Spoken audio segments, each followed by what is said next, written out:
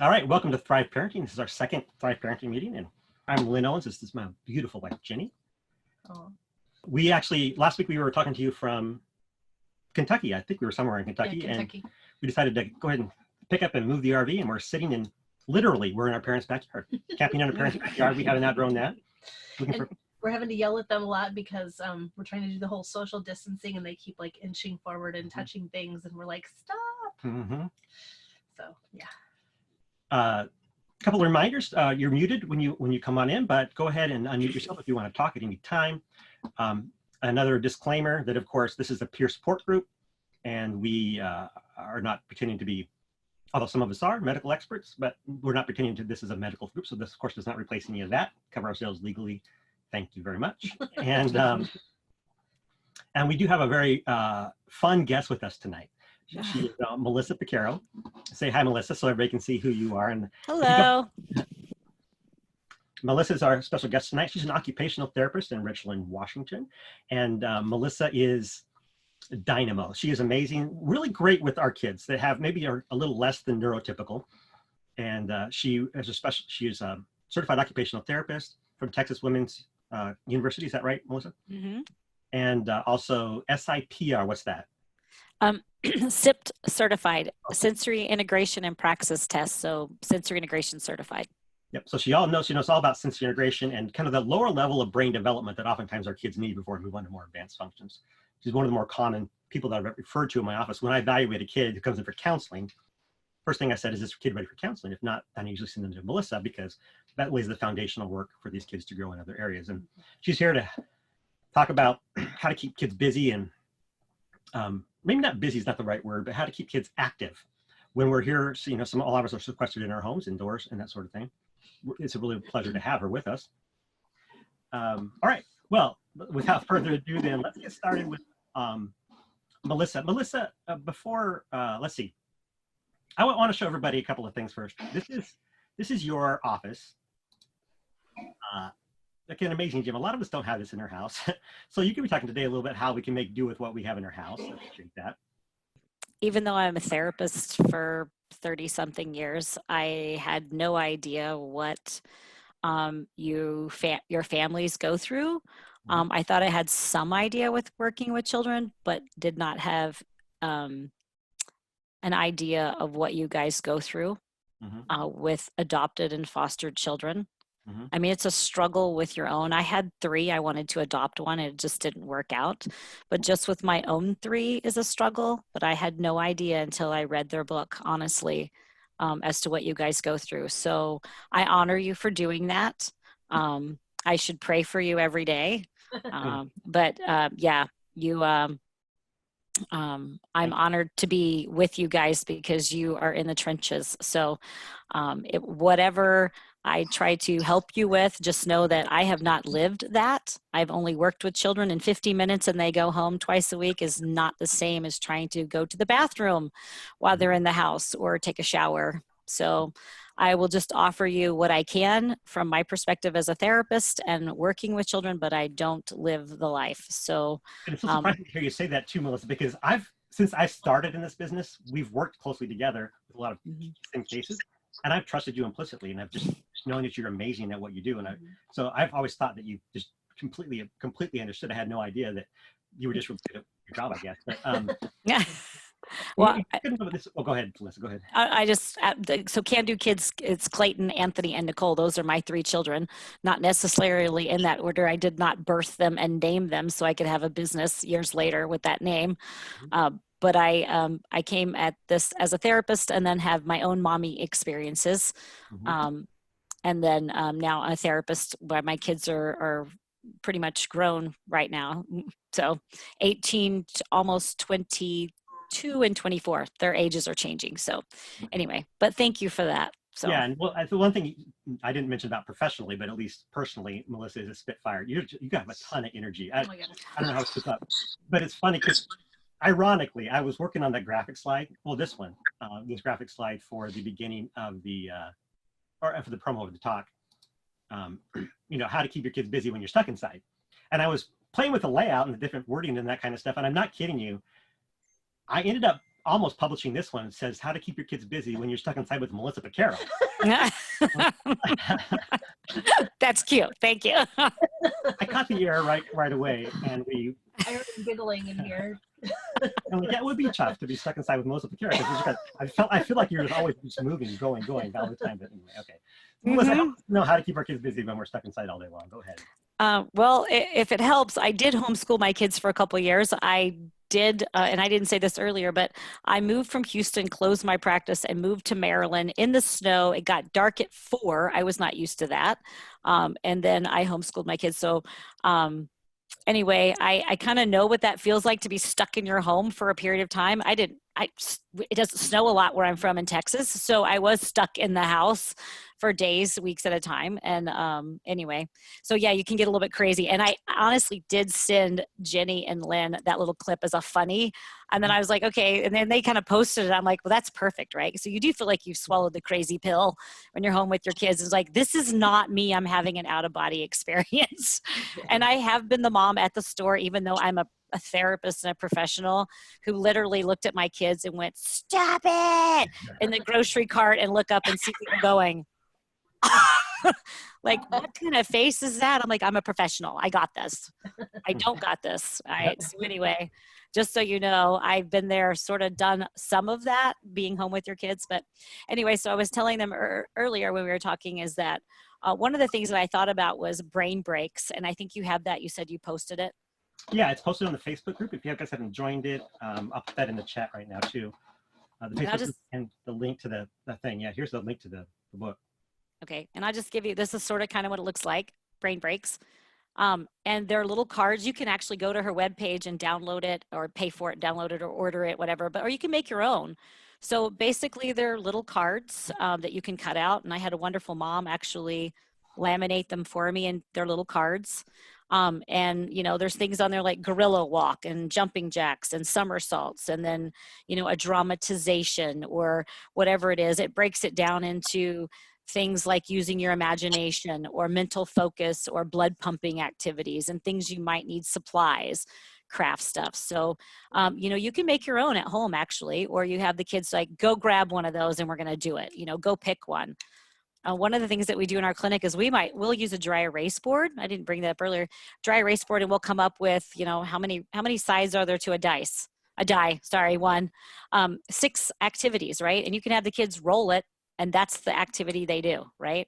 And when I was homeschooling, I would use the trampoline or a run around the house as timeout, because my kids don't sit. I mean, sitting them in timeout when they can't sit and do their schoolwork or whatever they're supposed to be doing anyway is not going to help. So I would use the trampoline. It's like, okay, 100 jumps, come back, we'll talk about it, right? Or 50 jumps, come back, we'll talk about it, right?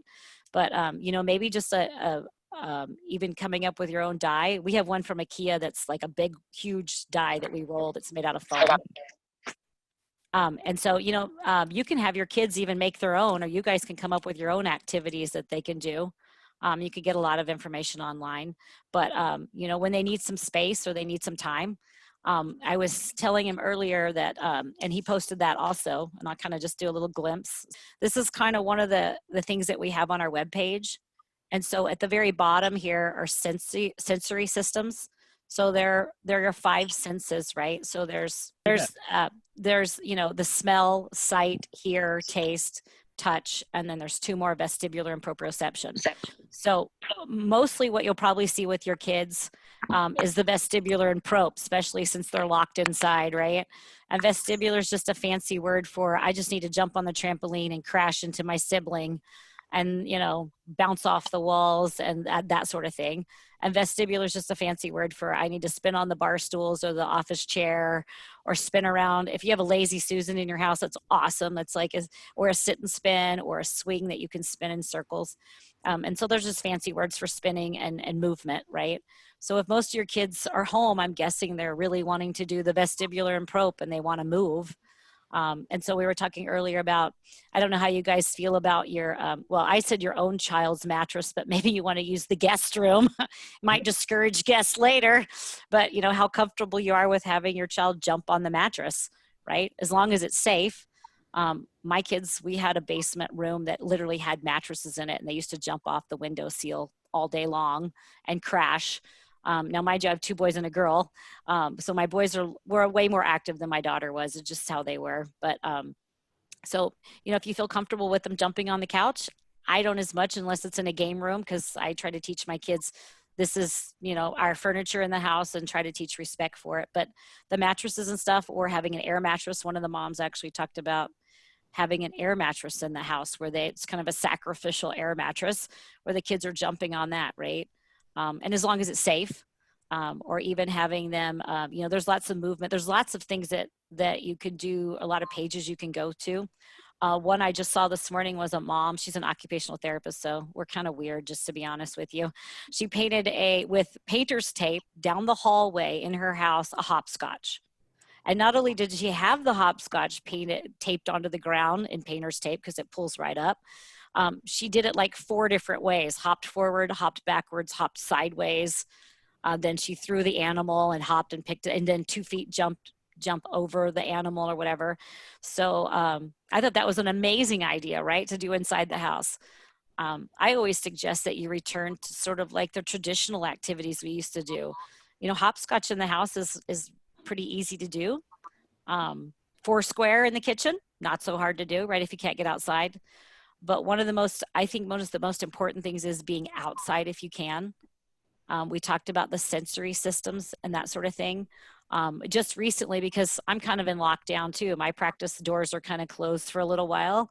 I'm operating from home.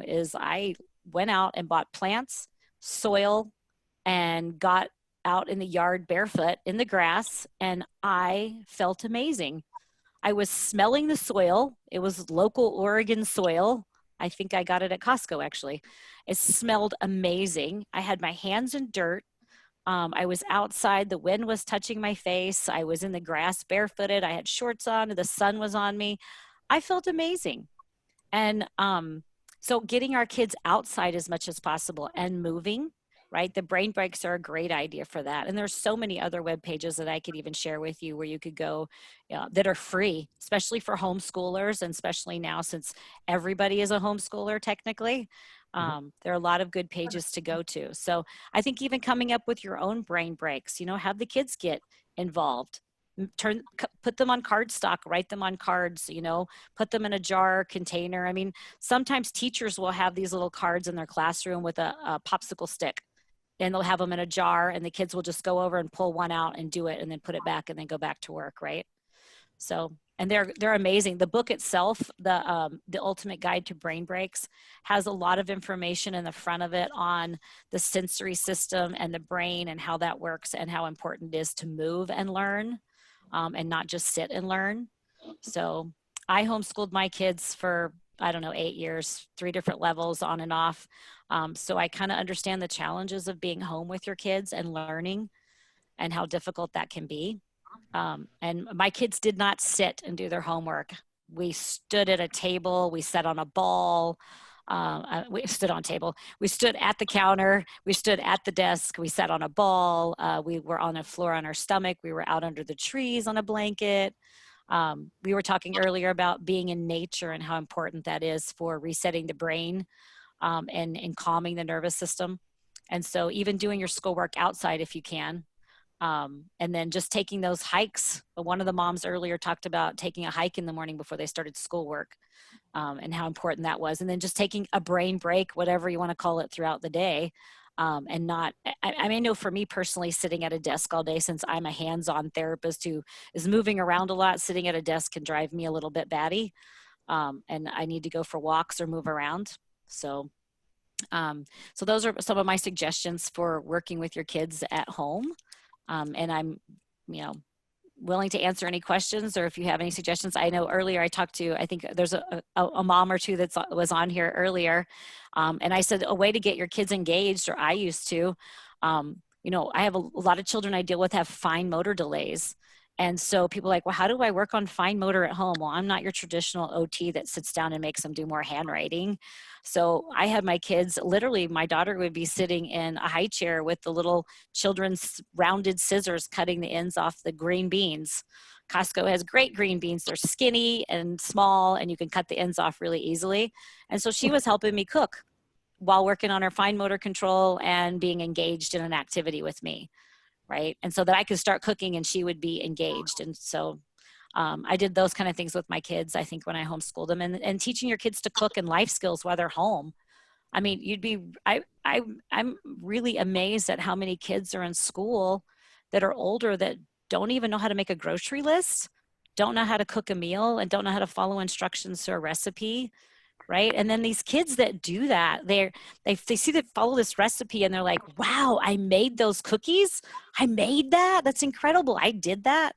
And so they have a lot of, they have more self-confidence. They're able to follow a recipe. And when I was homeschooling my kids, I mean, math, my older kids, I'm like, here's a recipe, so I want you to double it.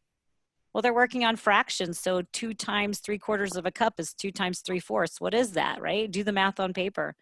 And so to get them engaged and doing activities. So A question for yes. Melissa. You can either unmute yourself and ask it, or you can type it in the chat there, and we'll put.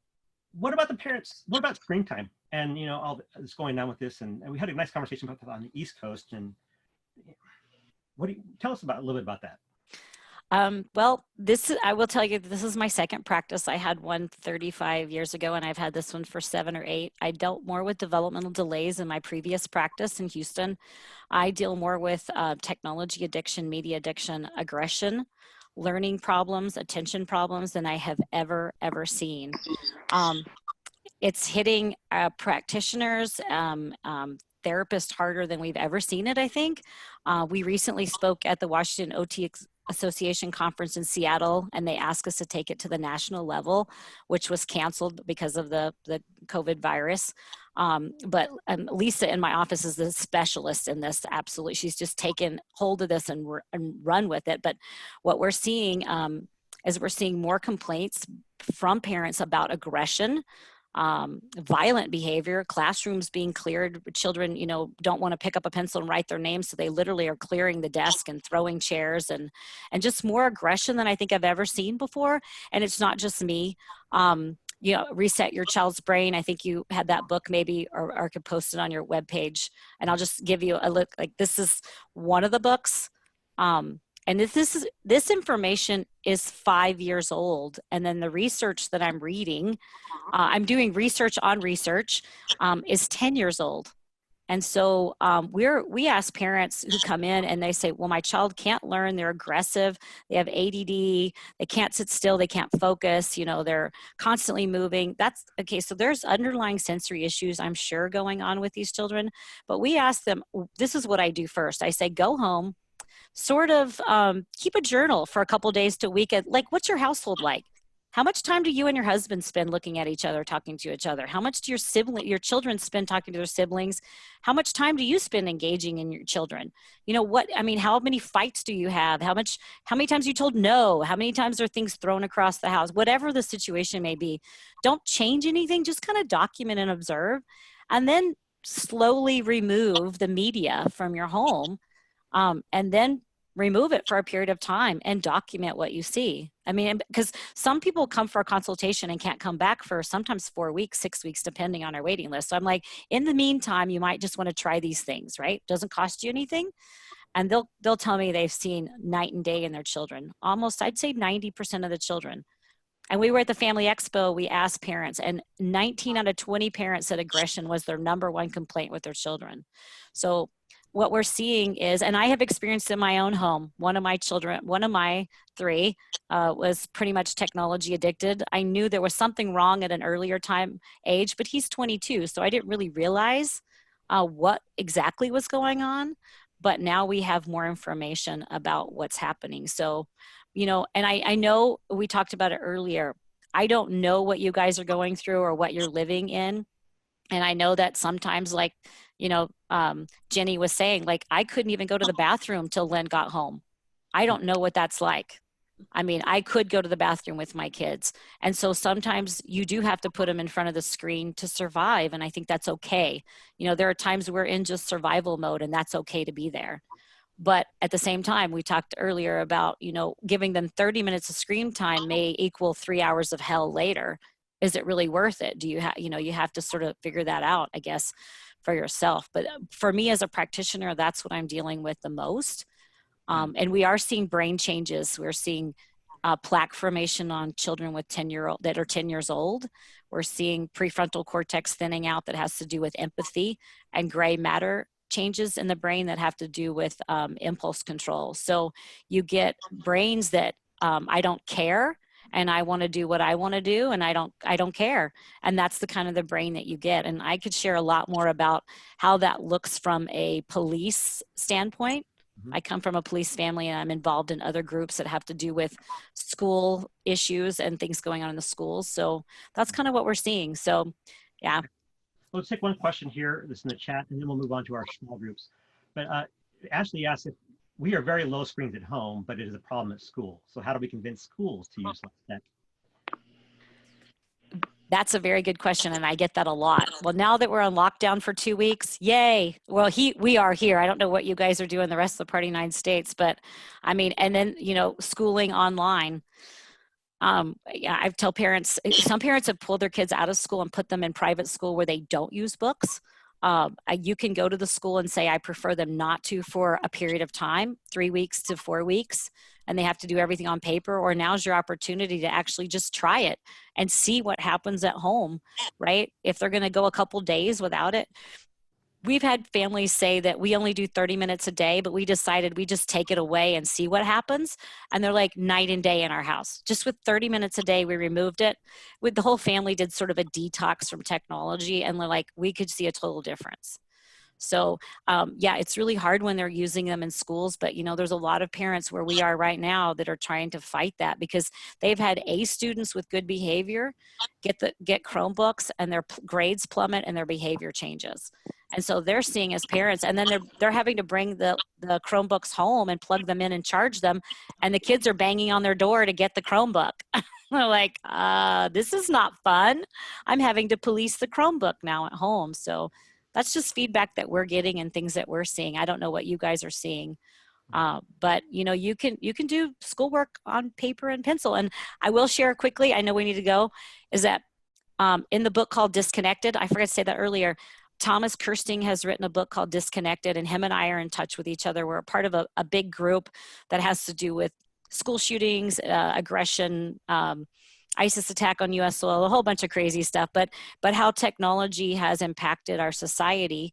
But Thomas Kirsting has written a book. He self-published it. He's been on Fox News. He's been all over. He's added 100 pages to his book, and it's going international and being translated. Wow. And him and I are we talk about what's going on and what we're seeing. And he's a school psychologist that's retiring after 25 years. And so he's been seeing the same things in schools that I've been seeing. And one of the studies in the book is at West Point. I have to toot my own horn. So my son, my technology one, is at West Point and is brilliant, absolutely brilliant, smart, a beautiful young man. But one of the studies in the book was they gave computers to random economics classes at West Point. And the ones that had computers scored significantly lower than the ones with books, papers, and pens. And when I went to my son's German class a couple months ago, they all had books, papers, and pens in German class. And within 6 weeks, they were speaking German fluently. There's no computers, no technology in the room, no cell phones, everything's in the hallway. There's one computer in the corner, and it's projected on a screen. And so, yeah, I mean, even at West Point, they're using books, papers, and pens to teach the best of the best kids. So, but the school. Yeah, well, so the school, the problem I see we're having a lot is not because the problem with the screens, at least the issues that I've been seeing in our office in my practice is it's that constant every 3 to 4 seconds, that constant reinforcer is given, the dopamine release. So that's why it becomes addictive. You know, every Minecraft game, chop, chop, chop, ding, and there's my reward. A ding is just a nice little reward. And on TV, you know, it's just my attention from one thing to the next every 3 to 4 seconds, and that's my little reward. That makes the real world seem a lot less appealing. And so these kids really struggle because they go and they're really irritated and agitated because the game was fun and making me feel good. And now the rest of the world makes you feel horrible. And they don't learn to put off that gratification a little bit longer. Now, that doesn't mean all screens are bad, because if like at school, you know, a learning program, which forces me to engage with that material quite some time before I get my reward is not necessarily a bad thing. There are probably a lot of other reasons screens can be worse than the real life stuff, but the problem I'm seeing is that the kids, they just don't have the impulse control to not do what they're told not to do, to not go to the video game sites with their Chromebooks. And so that's where the problem comes in with the schools. So I don't know if you guys are seeing that same thing, where a lot of our kids, they're just having to limit that. So I don't know what to tell this. Well, I guess the answer to the school's question is, I've never seen a school make a kid have a Chromebook. If the parents request none, then they work around that, especially if that kid has an IEP or a 504 plan. That's just all I wanted to add to that conversation. What do you think, Melissa, or anybody else? You guys? I haven't known a school to force a child to do that. Mm-hmm. I have seen kids when I did work in the school districts, as kids, especially in the SPED class, special ed classes. I've seen so many kids sitting in the corner with their their phone or whatever, or a tablet, playing games. And I purposely entered the classroom at different days at different times just to see if it was that time of the day that the child was allowed to. It was not. And so that child in particular, two to three in particular, were runners, were aggressive, didn't listen, couldn't do their schoolwork, right? That sort of thing. But what you were talking about with the dopamine, where was I?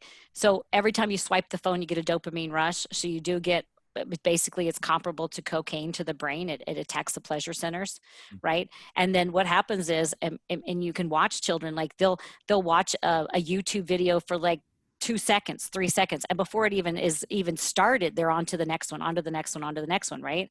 And so they literally can't focus in the classroom or focus or attend to what's going on. And so unless you are a teacher who's jumping across the desk and you've got twirly stuff on your head and you're lighting up and doing all these great things, you've lost them. They're gone, right? They're just not interested. And it's funny because I just had a pastor from a local church here call me today and ask if we're okay. You know, do we need anything? And he's like, well, I got to get back to teaching online, these kids, and they're they're college kids. And he goes, they can't focus. He's like, they have a hard time focusing. He just told me that today. And I'm like, I was listening to a conversation, which I thought was a high school teacher talking. She's like, these kids can't focus. They can't sit in a group. They can't look at each other. They can't take turns. Like we're taking turns, right? They can't take turns because they're used to texting one and texting another and texting this one and texting, and everybody talks when they want to talk and not taking turns. They were college kids they were talking about. I was just appalled. I was like, this is college? I thought these were high school kids, right? So anyway, yeah, you know, what do you do about that? You know, now we're here, we're in lockdown, right? For 2 weeks where we are. We're supposed to be in lockdown and schools are closed till April something, I guess, whatever. So now is a really good time to sort of try to implement that at home, but just beware, it's literally going to be 24 to 48 hours of not fun. So. What other questions? Oh, go ahead, read it, Jen. Oh, I just, someone had a really good idea about the Chromebooks, you know, when they, when you're going to school, their child only goes a couple hours per day and the Chromebook is not brought home. I think that's a really great idea. I do think, and if anybody has a question, just jump in or raise your hand. Hey, or those of you I can't see. Getting your kids engaged in family activities. I think sometimes we've kind of moved so far away from that teaching our kids life skills, you know, letting them know what the family's like, what's going on in our world, you know, how to prepare meals, how to make a grocery list, you know, how to garden. I mean, you know, and we talked about earlier about video games and, you know, and there are different thoughts about that. There is take it all away, you know, or there's, you know, and encourage them to get involved in an activity that you like or one you think they might like, or play video games with them for a while and kind of hang out with them. And then, you know, until as Lynn was saying, until, you know, the focus is kind of like about you guys doing some things together instead of just playing video games, right? But kind of go into their world for a little while and hang out and kind of pull them into yours, right? I mean, that's what we do with children with autism. We kind of mimic the things they do. Kind of go into their world and hang out, let them lead, and then we kind of pull them into our world. And so, I mean, that is one approach to do that. We were talking earlier about, playing video games. I know you just put your mic on, playing video games, and then and kind of hanging out with your kids for a while, and then kind of pulling them into doing something other activity. And when we did this earlier, but while we were having dinner, my husband and I was talking about Courageous, the movie, right? And there was a trauma scene. I mean, a trauma. He lost his daughter, and the young teenager lost his sister, right? And what was the kid doing? He was hanging out in his room playing video games, right? And he really wanted his dad to run with him before all this trauma. And so dad just kind of went in there, and he kind of ignored his dad for a little while. And dad's like, well, okay, you wanted to run. I'm willing to run. So dad hated running, but his son liked it. So he decided to do something that was out of his comfort zone, was to run with his son, right? And so I think, we were talking about kind of how do we get to our kids who have been involved in trauma, right? How do we get to our kids who are so engrossed in something like that? Well, and then I know some of you, what one woman is, you have 7. I mean, somebody had 7 kids at home, right? Was that you, Robin? Yeah. Oh, really? Active. That's one person said they wanted some more ideas to help with sensory activities. Oh, rain, go away. I see that, right? Is that right? Yeah. Oh, yeah. You can. How should I? Yeah. There were 2 different questions. One said they want ideas with sensory activities, and the other one said indoor ideas. And for us in Washington, for proprioceptive input for someone that needs deep pressure, and then rain, go away. Okay, I'm going to get real. Let's see. My middle child's my prop kid, my vestibular kid, my kid that could ride the at Silverwood, that thing that spins around and sucks you to the side, get off and get back on, and get off and get back on. I'm like, I'm going to puke, right? That's my vestibular kid. I have one of those, right? So, yeah, so movement. And so what I used to do, vestibular and prop, was this thing. So prop is deep pressure, basically. That's all, jumping on a trampoline, hugs. Vestibular is kind of movement, right? To make it simplified. I would put him between the cushions, especially when he got in trouble. I'm like, you, between the couch cushions. And I sit on him, and just not my whole body weight, right? Or I would body slam him. I called it at night. We would wrestle. He'd get in his bed, and I just I just kind of throw the pillow on him and do a lot of deep pressure, and he slept better that way. So, I don't know, the proprioceptive, so more of jumping on their mattress. If you're willing to sacrifice an air mattress or your couch. Again, I have my kids be respectful of my furniture in my house. They were not allowed to jump on my couch furniture. But if it was in the game room in the basement and it was something where everybody flopped on and it was on its way to my college kid anyway, it's fair game. It's headed out to the college anyway, so why not, right? But so jumping on like a ball. If you have a therapy ball in your house or that you can roll over, back and forth, that's proprioception and vestibular, being on your stomach and rolling back and forth on a therapy ball. Jumping up and down, jumping jacks, that's proprioception. Going for a run, running in place. A mini tram, let's see, what other proprioceptive activities? Deep pressure, deep hugs. We have these, they're called body socks. Have you ever seen those? It's basically you get in a tube and you're just pressing on it. It's like being in a large pair of pantyhose. I don't know how else you describe that. Girdle. I like Do it. what? Yeah. I have one. I like it. I never thought it was for autistic kids, but he had one, and so I was like, I'm just gonna try it, and I actually just felt calm after being in it. It's really wild. That's what I was gonna ask you. Actually, are there things that people can order on Amazon? That. Oh. Yeah, occupational therapists are the best at not spending a lot of money on therapy equipment, especially if you have your own business. You start out small with nothing, right? So yeah, I mean, you can order anything on Amazon. You can, swinging stuff I get at Home Depot in the playground equipment area. Instead of ordering online a swing from a therapy catalog, you can get swings, especially this time of the year. They're bringing out all their summer swinging stuff, right? And you can put them in your house. Walmart, oh my gosh, has the best thing ever. It was under $90, $80 maybe, but it came with a complete frame. It's a tent that you can get inside, and it swings around and moves, and it has its own frame and everything. And the thing is huge. I mean, I thought it was a sweet deal. And my husband and I, not a Walmart shopper, but we needed brown socks and a chicken. So where do you go to get that combination, right? And I just stumbled upon it. I was the kids love it. So that's, any kind of swinging you can do. You can take a hammock. I mean, like a hiker's hammock, like you would put in a tree and literally hook it together, and you can get in it and sit. You can lie on your stomach. You can do whatever. It's just a regular hiker's hammock that you can get at REI, probably one of the sports stores. They don't have to be expensive.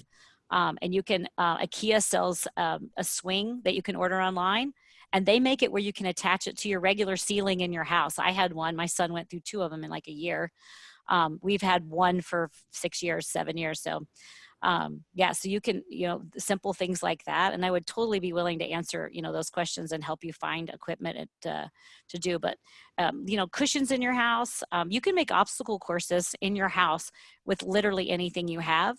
And that is proprioception. So if I have to jump over the shoes and I have to, roll over the cushion on the floor, or if I have to crawl, like animal crawl through the hallway, and make an obstacle course, anything you have. I have kids actually draw me up in their head, draw up on paper the obstacle course, then make it based on their plan and whatever they have in their house once they get mom and dad's approval. Really a cool idea. Yeah, because you have books lying around, you have cushions, you have, red Solo cups. I mean, anything, those can get damaged, right? I mean, if you accidentally fall on them, it's not going to hurt you or the cup.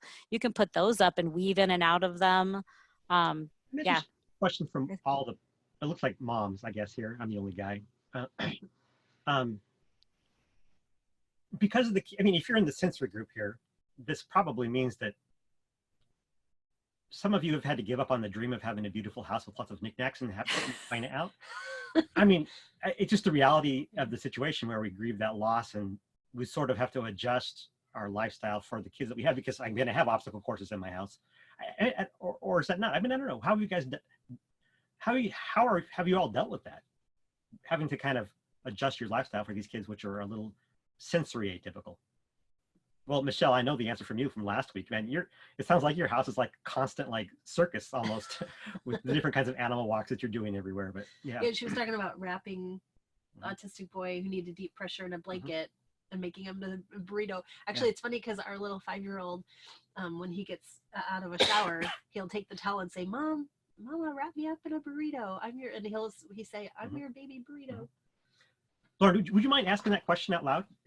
Or maybe your daughter's asleep. It's too nosy. I don't know, but I would be interested in hearing that out loud. Me? Yeah, Lauren. Oh, sure.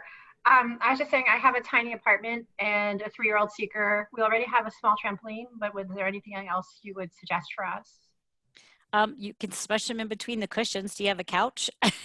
If the cushions come off, yeah. Or put him on the cushions and put a big pillow on top. Obviously not on his face, but on his back, and deep pressure. How do I say that? Like, just keep pushing pressure down on them. You can roll a ball across them, whether it's a beach ball or a therapy ball or whatever you can get. Obviously, a beach ball is not going to hold up as long, right? But even like a small ball that you might use, a basketball, whatever, you just roll it over their body, right? And then have them roll on it on their stomach. A small therapy ball is better. You're talking about the burrito. Roll them up in a beach towel instead of a regular towel, because it's longer and bigger and it's not a blanket, right? And you can roll them up into that and then gently sort of pull on it and unwind them, right? So they're basically being rolled up. That's vestibular and prop, and then you're rolling them back out. And so they're getting that vestibular.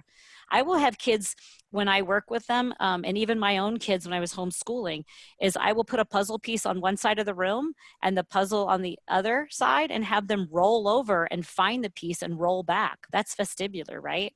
So they could roll and find the piece or they could run and get it across the room and run back. And that's just doing a simple puzzle, and you're getting movement. Anything that they're learning doing movement. My son learned his spelling words while standing on his head doing yoga, and that was his choice, right? And he learned on a ball because a chair, he would fall out of it. We learned going up and down the stairs. If you got it right, you went up a step or down a step, who knows, just make it up, right? So if you get the letter or the word or whatever right, you jump up a step. And if you get to the top, yay, kudos to you, right? And so we did a lot of that. We would do a lap around the house. There's literal research that shows that optimal learning is at the top of the trampoline. So if you're jumping on a trampoline, when you get to that top right before you come down, that's optimal learning. So why wouldn't we teach our kids on a trampoline, right? And I can't remember the exact research, but I'm thinking it's because all of the sensory is pretty much gone at that point, right? You're right there where you're sort of not going up and you're not coming down. And so my kids learn their math and their words on a trampoline. So Michelle, you had a really great idea in the chat. I'm going to ask you to say it out loud because I'd like to get it on video if you don't mind. Because the idea you shared, I don't know where you came up with it, but it's the exact same, one of the exact same therapeutic interventions they use at the University of Illinois Medical Center. Oh, really?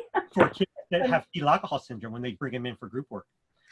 What do you do? We just needed to find clever ways to get our autistic boy engaged with the family. So we did a lot of stuff that you could do in the house because he couldn't be contained outside the house. And so we knew that he wasn't safe anywhere else. And so we would do all of our stuff inside the house. So my brain is bursting right now, Robin, with all these ideas. Share them. Yeah, seriously. But so one of the things we did is we used our dining room table a lot for different things. So you could use the dining room table to create an obstacle course, and then blowing with straws on ping pong balls to make those ping pong balls go through the obstacle course. But you have to work together as a family to do it because the ball can't touch the books that we've used to make our obstacle course. So, you know, one person blows, they have to blow at just the right angle, just the right speed, and then the next person blows at a cross angle to get the ball exactly through the obstacle course. So it can get really complex and it's really fun. Yeah, and you do a lot of laughing and then nobody wins. You know, it's not like a competition, which was also an important thing. So almost everything we did was not competitions. One thing I thought of was how much we used sidewalk chalk. I don't know if you've got a place where you can use sidewalk chalk, but oh my goodness, we made like giant chutes and ladders games on our patio so that the kids were climbing up and down and inside and around. And anyway, yeah, those are really fun. Did a lot of our spelling with sidewalk chalk. Bean bags. Hundreds and thousands of things you can do with beanbags, and part of it is we could never repeat anything because of doing relationship development intervention, that everything had to be different every single time. And so I couldn't ever repeat the exact same game that I did before.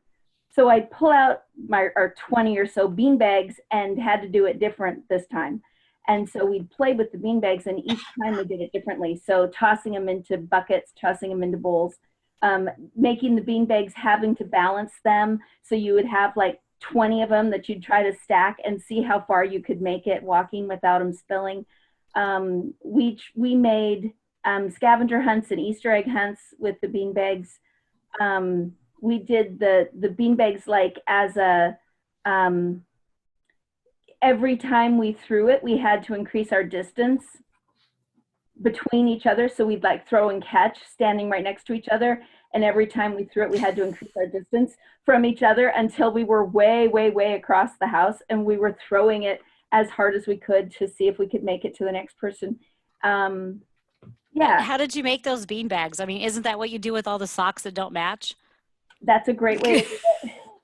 I thought those were using toilet paper now. So yeah, and I like to use, well, in Africa, we used recycled plastic, like little pellets from the plastic recycling center that we could buy from them because then they were washable.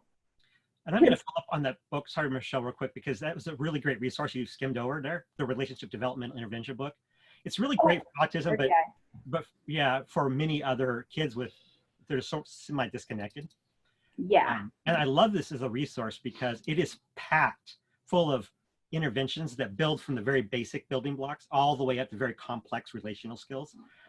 And there's one for young kids and there's one for older kids, but the reason I love it is look at this, you can get it used for $2.40 or the Kindle edition for $16.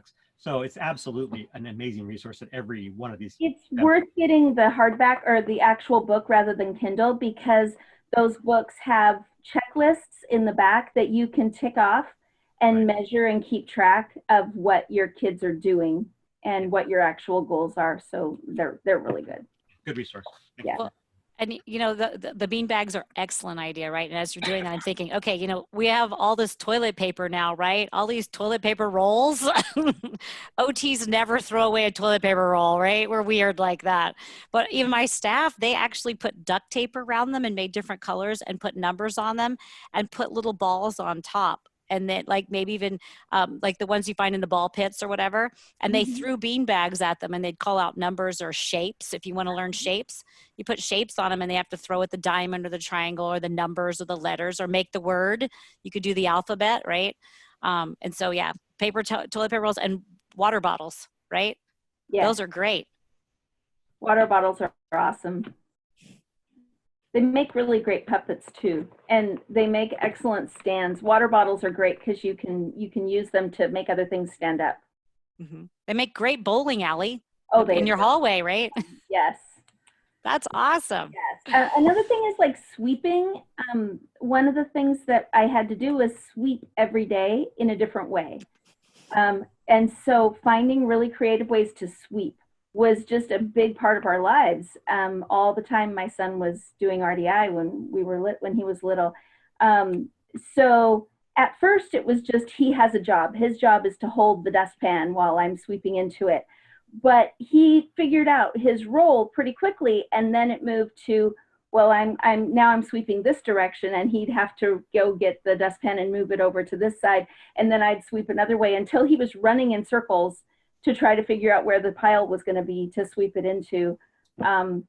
It just all sorts of, everything we did had to be a game of where's mom, and are you paying attention to me, and do you know where I am, and do you know, he's not able to actually do his role unless he knows where I am. So having to change the way I do things, like washing a window, where we'd take turns with one of us being blindfolded and the other one would spritz on the window, and then they'd have to tell us what to do to get to wipe off the Windex. So the person who's not blindfolded would spray, and the person who was blindfolded had to clean the Windex off. But you didn't know where it was, and so, no, it's to your left, no, higher, you have to go up there, yeah, you did it, yay, celebration, and then the other person would get blindfolded. Or playing it with, I'm looking for a spot on the window, I'm trying to find, there's a dirty spot, and then when you find the dirty spot, you spray that and really fast rub it off, see how quickly you can get the whole window clean without actually just washing the whole window. Just crazy things. So, just to clarify, like, what was the purpose of doing it different ways every time? Because repetition locks it in his brain that that's the way it is. Whereas doing it different every time helps him to learn the patterns of interactions, so he's actually not locked into, this is how you do this. We learned this was a problem because we were given a gift of liquid soap, which is, you know, liquid gold in a country where it wasn't produced, you know, and so someone brought us this gift of liquid soap, and my son had seen liquid soap before in his life at my brother's house, and my brother's soap dispenser was broken, and so you had to pump like 5 times to get a little tiny bit out. So when he saw the liquid soap that was this beautiful gift to us, he was pumping 5 times to get the soap out, and this huge pile of soap on his hand. And you know, my precious special smelly Bath and Body Works is disappearing. But that was our trigger that, oh my goodness, he knew how to wash his hands with soap because he did it one time, and you had to get like 5 squirts to make it work. And so that's what you do with liquid soap, the 5 squirts thing, and he had this whole huge pile of soap on his hand. So yeah, he just got things locked in his brain so much from doing it just once or twice that every time we had to do it differently. Good for flexibility. Yeah. So I noticed there's people here who may or may not want to be speaking or asking questions. I will say this, it is past our hour, but so don't feel bad if you just have to go, just go, and that's great. But if you have a question for Melissa, before, if you can keep her a little bit longer, do the rest of you have questions or comments or something you need to talk about from the week, I guess? I want to thank Michelle. I think you should become an OT. We need more OTs, by the way. So I have friends who started out with children they adopted. They spent so much time at occupational therapy, they just decided to go to school and become OTs. So they made the best OTs because they started out in the trenches. Yeah. Thank you so much. Thank you for all that. And you know what you were saying about the Windex and that sort of thing. What we do, and it's different in a clinic, but we'll have kids build a block design with a simple picture or a model, right? And then I'll tell them how to build it without them looking at the picture, and then they'll have to tell me. They'll look at the picture and they'll have to communicate to me where to put a block, on top, on bottom, to the left, to the right, in front of this block, this color, this shape, right? And so we work on verbal communication skills, right? How are you gonna communicate with people and tell them what they need to do, right? So that's a great activity. I like that. I need my windows cleaned at the clinic most of the time anyway, so that's a great idea. Boxes, windows, man, you are using those kids effectively. I know. I know. Any questions? Yeah. Anybody else have a question about while we've got Melissa here, or a comment? Something I was going to mention is double doodle. Are you familiar with that from Brain Gym? It's this idea that you get pieces of paper up on the wall, taped up on the wall, and then you have to do the same thing with your right hand as you do with your left hand, you know, and you're drawing a sun and a house and a chimney, but you're taking pens in each hand and making the same picture with each hand at the same time on separate pieces of paper. And it's just a really interesting way of making the brain talk to itself. But it's fun. The kids giggle and love it. So that was a really fun thing we used to do a lot of. But anytime you can use the wall as a canvas, I found our kids love to paint. So lots and lots of paper taped up on the wall. They don't paint with a Sharpie on the wall. Well, right, giving them a canvas on the wall, some kind of paper that those. The other thing was sensory stuff. I was thinking about, like, we would draw on Alan's body, like trace. We would take his body, our son's body, and use our hands to rub an outline of his body with our hand all over to make an outline of him. And then he would do the same thing to us. And it was like a way for him to, I felt like he was feeling the limits of his body because he didn't have that capacity. And it gave him so much pleasure. Like, he just felt so happy when we were tracing him. And we did it with toy cars and with our hands, because again, we'd never want to do anything the same way twice. So sometimes it was our hands, and sometimes it was a sponge, and sometimes it was a wet sponge, and sometimes it was with a paintbrush, and some, clean one, not with paint. And just all different ways of helping him feel that limit of his body. That seemed to help him a lot. Question: how did you keep track of all of this? Keep track of it? Yeah. I didn't. I mean, you said you could only do it one time, and then you had to do a different way each time. No, what have we not done before? Okay, we'll do it this way this time. Oh, every time it was just a prayer. God, show me what to do, because I have no idea. Yeah, but I didn't keep a journal. Oh my goodness, I didn't have the brain for that. No. No, nor the time or energy. I just, we washed dishes every day. It was something we did at least once a day, usually twice, that he would help me wash dishes. And every time we had to do it differently. So it was finding different ways to do it. That would be challenging, I would think. Well, one time you do all the spoons first, and another time you do all the knives first, and another time you do, I'm washing slowly, fast.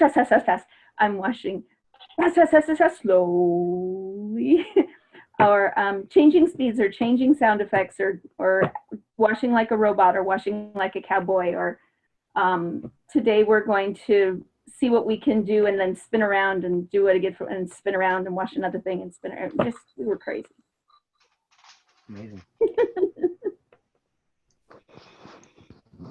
Yeah. Yeah, I mean, that's just like all the emotional and mental energy that we use to help our kids. It's amazing. Right. Well, it wasn't about him learning to wash dishes. It was about him having a relationship with me. So it didn't really matter that the dishes were getting clean. That was just kind of the backdrop for him having a relationship. Yeah. It gives me hope because Melissa and Michelle, you're wired a bit differently. I mean, militaristic police family, and let's just roll with it and do whatever feels good in the moment. But you're both doing a lot of stuff. I think that this just tells me that any mom, any dad can do this. Oh, yeah. Just in your own way, right? Yeah. Mhm. You're not going You have to find your way. Melissa, you might want charts and graphs and Absolutely. but Michelle, you're not going to be like, well, just whatever feels good at the moment. As long as we keep the goal in mind. You have to keep the purpose of it all in mind, that it's about his brain developing and it's about his relationship with me and not what I want him to accomplish or what I want him to learn. I have to agree. I think there's a lot of God intervention as to what happens. I can't blame him for the things that I do wrong, but there are a lot of things in situations where I'll just be in and things will come to me. And I'm like, I'm not that smart. They just come to me, just like with Michelle. Yeah. Like things, this isn't a moment and this is an idea and this is how it works. I mean, I had a kid come into our clinic when we first started and when we moved it out of my house, and he came in and I said, do you know why you're here? And I'll ask kids, do you know why your mom brought you? Or do you know why you're here? And they're like, he looks up and he's like, 'cause I'm crazy. And I turned around and I said to Gloria, who was working in the office with me, I said, oh my gosh, Gloria, we have another crazy fun kid here. And she's like, whoa, another crazy fun kid. And his face goes, and he just perked up. And I was like, and that was not me. That was one of those God moments where it's just like, it just came out of the blue, right? And so I think with Michelle, like these are just things that come to you in that moment, right? Mm-hmm. And so when you ask, sometimes it's really hard because I think I'm a great clinician. Like, what do I do in this moment? I'm like, I'm not there right now. If I was, I might be able to come up with it. But yeah, Michelle, I think you're doing great. That's awesome. So, and these are, I just remembered paper cups. I forgot paper cups. Oh my goodness, what you can do with paper cups. How close can I get my finger without actually touching the stack of paper cups? Yeah, how close can I get? Can I get really close? Can I get that close? Can I get that close? I'm not gonna touch it. I'm not gonna touch it. I'm not gonna touch it. And then 1, 2, 3, pop, and they all fall down. Or blowing on a stack of paper cups and making them fall, or using a straw to blow on a stack of paper cups, or they make great bowling things. Dining room table, again, you stack the paper cups really high. And then you use marbles and try to aim right to get them all to knock down. How many? I didn't think about pool noodles. I'm like, the pool noodles in my clinic are just like amazing. You can cut them and string them. You can use them as a tunnel with marbles and shoot them out across the room. I mean, pool noodles are great. You can have, sword fights with pool noodles. We've cut them up and filled an entire ball pit full of pool noodles in different shapes. And now they're all out at the dollar store. But yeah, pool noodles are amazing what you can do with those things. I mean, just amazing. So yeah, and fun things. So. You can make masks or find them online and print them and color them and then make these masks and wear them and act out different scenes from favorite movies. Mm-hmm. It's a great idea. Yeah, it's really fun. I saw a video of a dad. It was like the camera, like mom caught dad at home with the baby and I think she was probably like 3 years old or whatever and dad's dancing and the music is on and he's got pom-poms and he's just doing all kinds of dance with his daughter. And then the baby's in a little bouncer and she's jumping. And I was like, yeah, just dancing with your kids, singing, being silly, having fun. Mm-hmm. Right. Yeah. And keep the news off in your house with your kids.